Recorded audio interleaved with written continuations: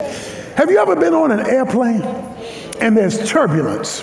It's going up and down and flopping back and forth, and you now getting a little nervous. You tightening a seatbelt that's already tight. You grabbing the handles like that's going to do something.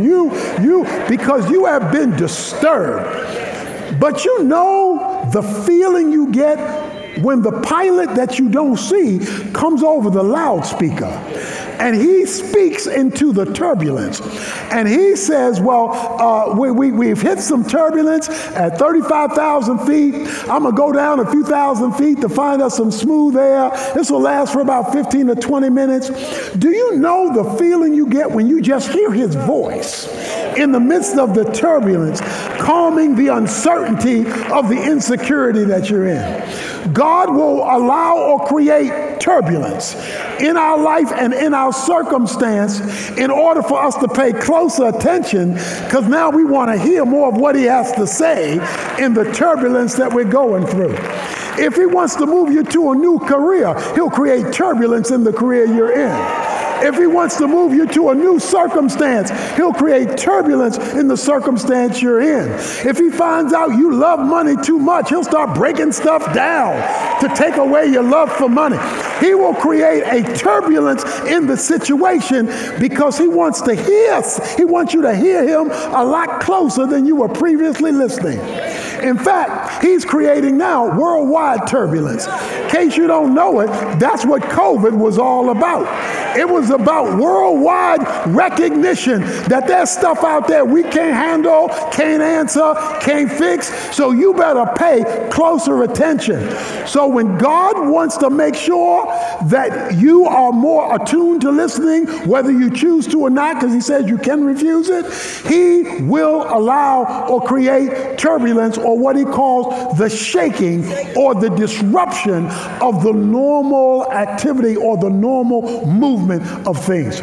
So rather than getting mad at God when there is turbulence, he says you better listen more carefully to God when there is turbulence. Just like when you hear that bad weather is coming, you know what you do? You pay more attention to the weatherman or weather lady. They get listened to like never before. If somebody says, well, there's a tornado possibly, you're going to be paying attention because turbulence is on the way. There's uncertainty on the way. When we had our ice storm a few weeks ago, the weatherman, the weather lady got undivided attention. We wanted to listen. How bad will it be? How long will it be? And the kids were listening. How long are we going to stay out of school? Everybody listening. Because there is turbulence. That is, things are outside the natural order. He says God is speaking when there is disruption. Now, the good news is God is still talking. You need to worry if he's not talking. Okay? God is speaking using circumstance, disruption to get our attention so he can reveal to us. And that's good news in a bad situation, because he says what he's doing is he is creating a separation.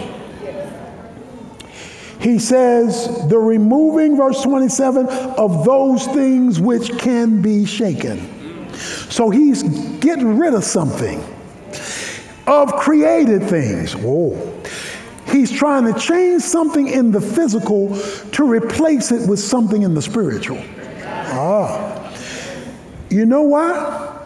Because he sees we've gotten too attached to the physical as of created things, the things that the five senses partake of. When we get attached illegitimately to the wrong kingdom, then he will create a disturbance. Amen. To detach us. He does not want us overly connected to this kingdom, to this world.